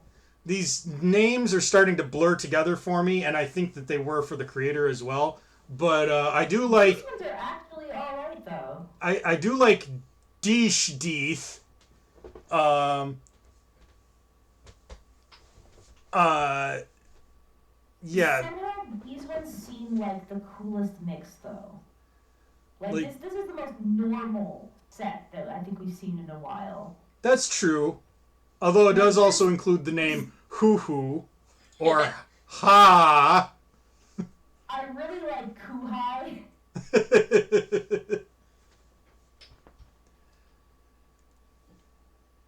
Or Ruri. Har. Or how about Har? That's amazing. Har. My name is Har. To be honest, that is a perfect dragon name. That is honestly,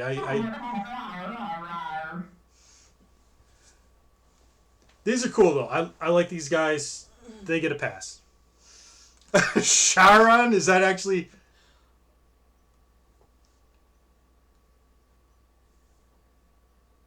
I don't see a Sharon. It might just be a joke. I don't know. Oh yeah, no, there is Sharon. That's that's brilliant. Oh my god. Just brilliant.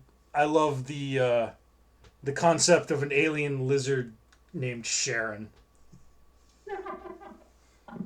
That's like my alien that I named Linda. It's Linda-Da. It's Linda. It's definitely Linda. Yep. So these are the Skog, and this is actually like not a very good portrait of them because it doesn't look like this is a dog face, but they're totally dog-faced people in the description. I like his dreadlocks though, kind of cool. And I like his guns, and he's giving you that pose of like, yeah, what are you gonna do about it? Like, Yeah. he's pretty cool. I like the Skog. They're dog people, so how can you not like them? They're immune to fear and fear-causing magic. They can howl at the beginning of a fight to give an initiative bonus to themselves and to all allies. And up to 3 of them can do that, and it stacks. So that's cool. +2 strength, +1 body, -2 charisma.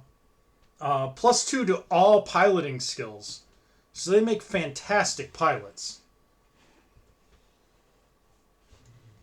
I'm looking for like really terrible names now because now I'm back into it. Agog. Didn't you have that one before? No, we had one that was similar to Agog, but it I was. was asleep, so I only remember things that my head tells me after the fact. It told me some great jokes, though. And unfortunately, I don't remember any of them. You were going through names and stuff, and it's like, oh, that's funny, I should tell them. So I said it in my head, Oh, but I'm still asleep. So that didn't work. you can have Magog. Magog is genuinely awesome, though. I mean, yeah. I would straight up name a character Magog. You see, now you need 2 of them. You need Agog and I'd name Magog. a And character that'd be hilarious. Majuli, so... Yumvar. I just saw that, they yum. Yum-ha.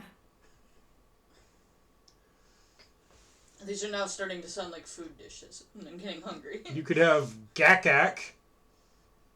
I want to be named, Yumine. So, these guys are older than humanity, and they have their own empire. They're not necessarily a part of the human empire. They're basically space, like dog Klingons, is pretty much what they are. There are their technology was stolen by the Orgs, and that's how the Orgs gained FTL and space travel. So they do not like the Orgs too much. But I think that they have since kind of chilled with the oh no, it's right here, an alliance that between them and the Armethian Empire that keeps the Org hordes at bay. So these guys are instrumental in holding back the Orgs. So yeah, they're man's best friend, you could say, because they're dogs. Except for the elves. Yeah, yeah. 6.5 to 8 feet tall. Jesus. That's a big boy. Yep. But yeah, they're dogmen, and they're kind of cool. I like them. They're the biggest boy, the goodest boy. Yep. Tarkanis, aka Ratling, aka Skaven from Warhammer.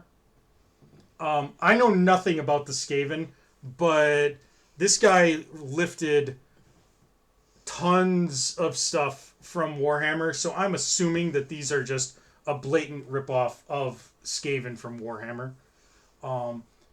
They're immune to disease or plague, but they can carry it and spread it to other races, and they have a D8 damage bite.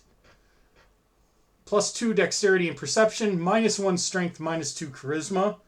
+2 to stealth and concealment, but they're not really like anything special abilities wise.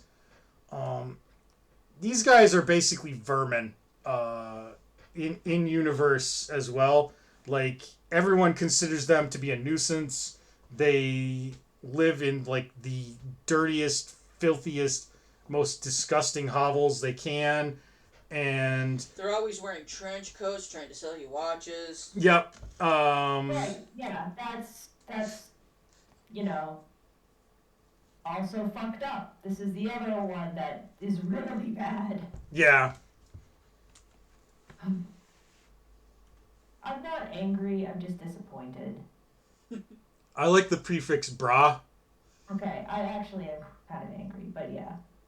I kind of want to just mix and match. That's the other thing that bugs me, is that I can't just name my character Bra Itch.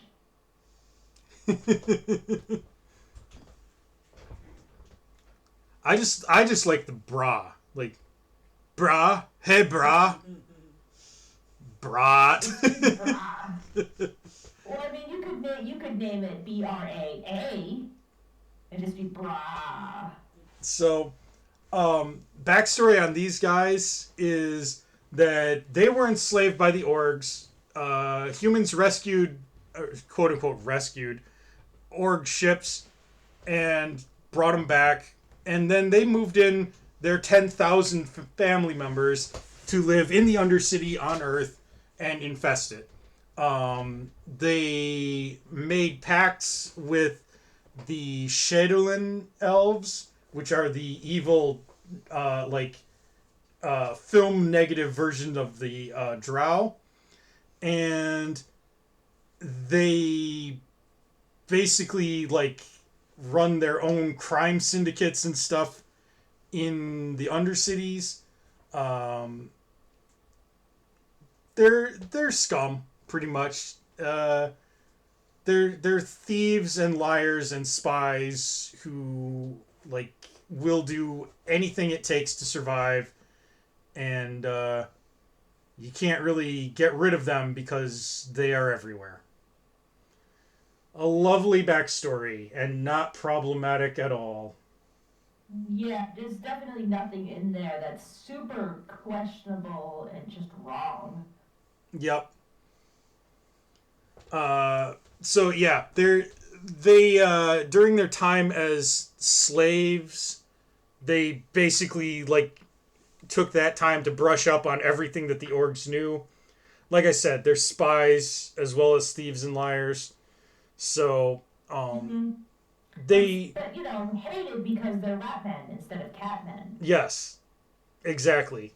And they're if anything, more disgusting than rats. Because of their ability of being immune to disease, they can pretty much live in plague-ridden areas, and since they can pass the disease on, nobody can get rid of them because, you know, they're in plague zones and shit. And, you know, they're chummy with the evil elves that are plotting to overthrow the surface. And, just disappointing. I think it's a shame because I really like the look of the... Like, this is one of the coolest race portraits in the game. And, Oh, yeah, because it's stolen from somewhere else. And Carrier is a cool ability. You could flesh that out pretty easily. But, like... Oh, and I like this. Marriage is a new custom to them, cultivated from other races. Because, you know, they can't have any positive traits whatsoever, so they don't have marriage or monogamy like we practice it. They just, you know, bang whoever and spit out kids. That's all they care about. Yeah. Yeah, super cool. Yup. Not problematic at all. Let's move on. The Thok. You were talking about Dragonborn? These are fucking Dragonborn. Like, I love this portrait. He looks badass. Those are also Dragonborn with wings this time. Yep. Scales give them a toughness of 3. That's much better than the toughness of 1 that we had been getting. Resist 10 fire damage. And they can fly with a dex check with no difficulty mentioned. Flight is usually super OP in fantasy games because you can fly out of reach of melee weapons. But in this setting, it's less so because most people probably have guns. So flying away is not, like, just makes you instantly immune to all attacks.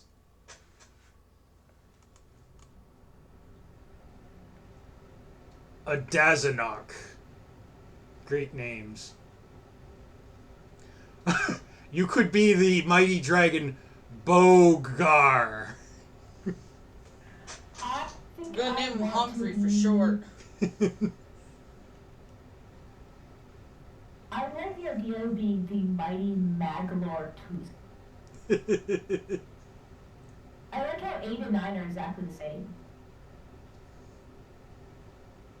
What do you mean 8 and 9 are the same? In the female suffixes. Oh, you're right. 8 and 9 are the same for the female suffixes. Yes, I know. I'm able to read. That is... It's a new thing I learned how to do. That is weird because that's the only race so far that's had that. And I think there's only one more race after this. Anyway, so these guys are Dragonborn, and their planet is filled with floating islands and a core of gas. So it's basically Skylands from Skylanders. Which I guess is weirdly appropriate. But doesn't make a lot of sense scientifically. But then again, this planet does have, or this universe does have magic and shit. So who the fuck knows? Their planet has dragons, and they like are basically like worshipped as gods. The dragons are. So these guys super respect for dragons. And yeah, they're basically Dragonborn. These guys came to Earth through portals. They were not conquered because they're Dragonborn, and so they're obviously way too cool for that. So, yeah. They are perplexed, just like most races, on their own creation. That's a great line. Yeah. I'm perplexed on my own creation. That's how that works. Yep. And they weren't... sorry, I thought they came from portals. It actually says here, once the Empire came into contact with the Thok, many came into the worlds of the Armethian Empire and stayed there. So they just kind of adopted the Empire, and the Empire didn't even bother to try to conquer these guys for some reason. Like, exactly why, who the fuck knows? They're just another, like, quote unquote good race that is too good for conquest, I guess. Or too terrified of. Yeah. Even though there's nothing in here that suggests that they had particularly advanced technology, and that's caused, like, a number of these groups to fall to the Armethians before. And the Vogue.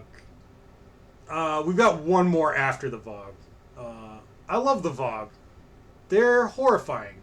Only one more. My God, what will I do with the rest of my life? Yeah. The Vogue. This is not a Vogue, by the way. This is just the host creature. The Vogue is a parasite that lives inside it. So, Vogue are terrifying conceptually and in art. Here's their abilities. They have claws that do 2d8 damage. Smell fear. Bane face. Oh, sorry? I was gonna say, I like the reverse Bane face. Yeah. Yeah, he's wearing the breath mask on the wrong end of the face here. Smell fear. The Vogue's perception versus willpower. I think that's saying that you can roll a perception against a target's willpower to find them. But I don't know. And then spawn. 2 actions create D4 Voglings once per week. Voglings are not listed anywhere in the game. There are no stats for them, so this ability basically does nothing. It doesn't explain what... Like, the intention is that you can spawn Voglings that will take over another creature's body and create a new Vogue, but that's not actually, like... the rules for that are not spelled out. Like, does the target get a chance to fight back? Like, is it just automatically you kill something? Like, because that seems really overpowered. Or is it that they can only target defenseless targets? Or what the hell? Like, how does it work? Not listed. So, broken in the bad sense, but also terrifying. These things are... Oh, and here's the names. These things are awful. They're basically a race that is pure evil. They want to use all of humanity as means to spawn more of themselves. Like, that's the only value other races have to them, is that they can be used as hosts to spawn new Vogues. Interesting. Yeah. The Empire allows them to exist within their borders, but they've made it illegal for them to reproduce. I mean, you know, because nobody ever breaks the law. If something's illegal, nobody does it. Yeah, that's what happens. Like, being set on fire is illegal, so... Yep. And, you legally cannot rob me without my consent. Exactly. And you might be wondering, you know, well, like, if these things are evil, then why would they tolerate them? Like, why does the government allow these things to roam around? It's because these things are masters at making bioweapons. So they're making bioweapons for the government that is totally not evil. I'm going to just, you know, let that sink in. I don't want to sink in. My living room is already full of sinks. Yep. Yep. Yep. Yeah, these are messed up. Yeah, these are terrible. I like. It's a cool idea. Like I love that they exist. I don't think that they should be a player character option. The rules for them don't work at all. And I like how it's illegal for them to reproduce, yes, but they're being used as for the military by the military to create biochemical weaponry. yes, So like the idea is that they're illegal except for when the military deploys them against you and your family. exactly, Yeah, exactly. Honestly, that does actually kind of check out though. Yeah, like that's completely in line with everything that we've heard about the Armethian Empire up to this point. Like they're awful, but they're the good guys. Like, Yeah, freedom through tyranny. yep, I don't get it. I'm sure that there are some funny combinations of names, but I kind of don't want to even look at them because these guys are like kind of gross. So we'll just call that one done and move on, shall we? Yeah. And the Zarabred. He really liked the xenomorph look for his insect people, didn't he? Like, just really fixated on it. To be fair, Geiger was a genius. I mean, that's true. These guys have an exoskeleton toughness of 2. They gain a specialization in a combat skill, which gives them a bonus hit with a specific weapon. They have D10 unarmed damage, which is just about the highest in the game. +1 strength, dexterity, and body. -1 intelligence, -2 willpower. Zarabred are cool. They're all about honor and discipline, and they like they respect strength and all of that typical warrior culture bullshit. Yeah,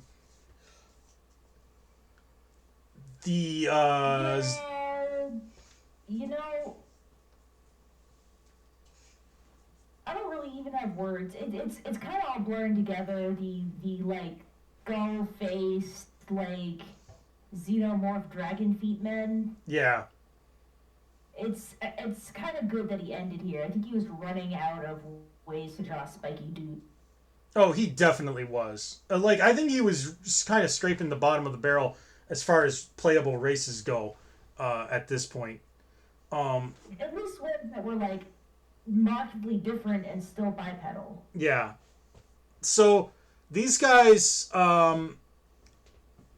they their home planet, the star went supernova, and they were saved by humans. So now they basically look to the Armethian Empire as their saviors, and they're extremely ridiculously loyal to them. Because, that's what they're all about, is loyalty and honor and all that stuff. So they basically turn a blind eye to all of the horrible atrocities that the government does every day. So I want to say, they have subspecies that are not sapient. Zaranites and Nezaran. They're not given stats anywhere in this book.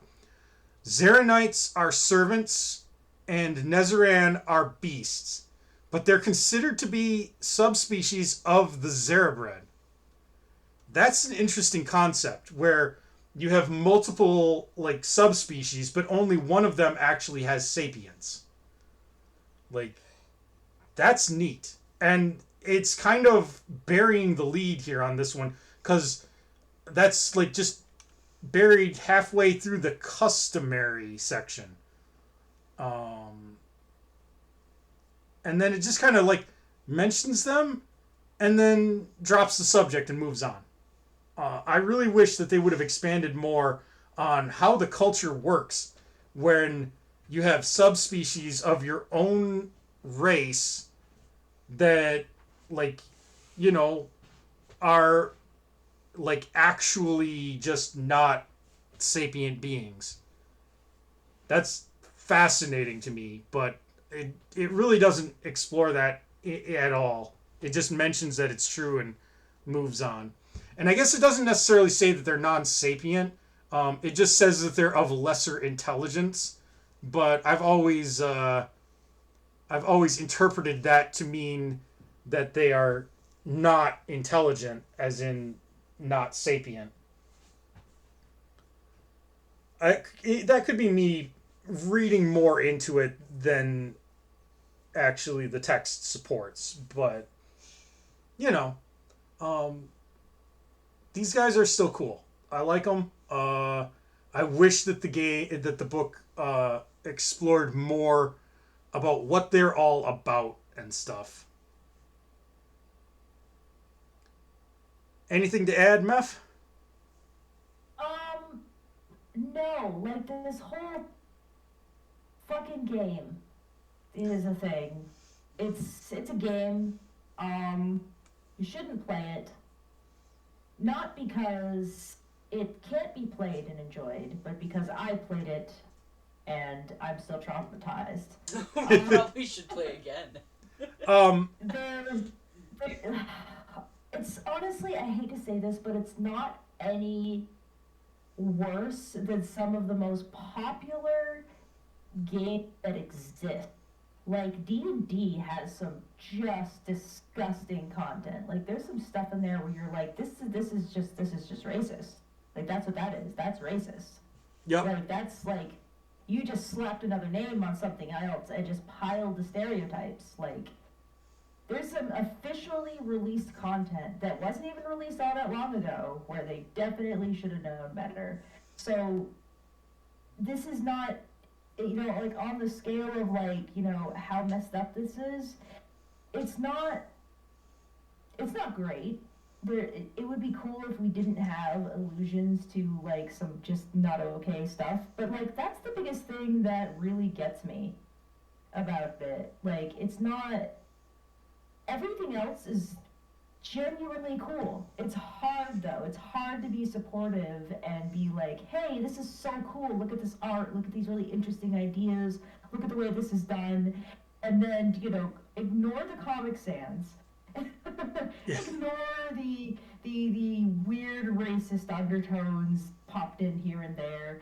And give yourself a really dumb name and have fun. It's hard. It's kind of hard, but like there's some gems in here. There's really some good stuff. Yeah. Honestly, I think you've said everything that I intend to say about this. And I will add that the weakest entries in the races section of this game are the fantasy races. The elves, the dwarves, the orcs. They're so boring. Bog Krolls and Mongriel, they added enough to make them kind of interesting, but overall, those are the worst. Those are the worst races. They're just not interesting. Like all of the science fiction-y ones, they're interesting. Even if they're not good, they're interestingly bad. Like the Vogue. Like I would never allow a player to use one because I think that the race is basically genocidal and can't possibly work with a party because their main goal in life is just to turn people into Vogue. But I like that they exist in the universe because it's a cool concept. It's something that's horrible for the players to kill, and that's neat. Um, I wish that they would have focused more on that and less on the really honestly shitty fantasy elements. I like a lot of the art in this, and I really appreciate that all the races except one were given a full race portrait. I appreciate the effort that was put in here. This is far and away my favorite section of the book. And there's really good ideas in here that I encourage you, if you are inspired by this, steal it. It's great. If you want to buy a copy of Chaos 6010, this is definitely the reason you will buy it, is because you want to look at the stuff that he's written about races. And if you're the type of person who likes to make your own homebrew games, this is a great place to glean stuff from. Yeah, absolutely. Absolutely. You can steal ideas, you can steal mechanics and stuff. Although I wouldn't lean too heavily on the mechanics part. But, yeah. This is far and away the best that Chaos 6010 has to offer, which means that every section from here on out, and we're only we're less than 50 pages in to a 300-page book, every section from here on out is gonna be worse, and it's gonna start hurting eventually, guys. Oh god, I forgot this was the peak. But Oh, okay. that is all. Next we get mechanics. That is all a story for another day, because we're not tackling any more of this. I need a break. Possibly a drink.